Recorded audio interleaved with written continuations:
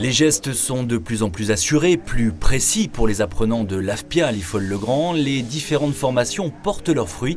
Il faut dire que l'école de l'ameublement a finalement été très peu impactée par la crise sanitaire. Elle n'est restée fermée que quelques semaines pendant le premier confinement.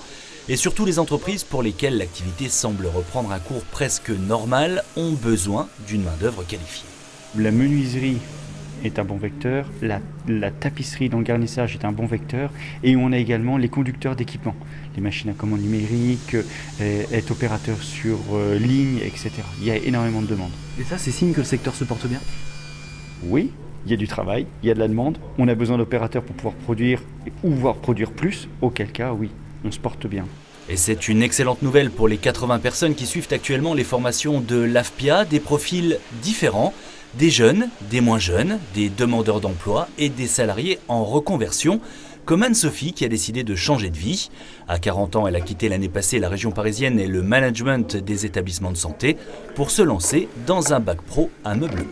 C'est très stimulant, c'est très compliqué. On repart à zéro surtout. En fait, il faut entre guillemets désapprendre ce qu'on sait d'avant. Surtout que moi j'étais dans un métier entre guillemets qu'intellectuel et pas du tout, je travaillais pas de mes mains. C'est tellement passionnant d'apprendre des nouvelles choses tous les jours. Mais ça demande d'être bien ancré dans son projet. Et le projet d'Anne-Sophie, en l'occurrence, c'est de créer ou de reprendre une entreprise et pourquoi pas de rejoindre le catalogue du pôle lorrain de l'ameublement bois, le PLAB, qui vient de changer de nom et s'appelle désormais Made in Grand Est. Si vous prenez le secteur du mobilier domestique, oui, il se porte bien parce que les gens ont réinvesti leurs intérieurs durant les différentes périodes de confinement.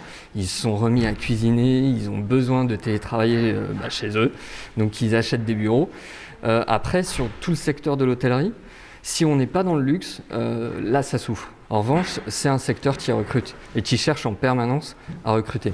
Pour que ça dure en revanche, il faudrait bien sûr que l'horizon s'éclaircisse un peu pour l'hôtellerie, mais on sait que le ciel devrait rester couvert encore un moment.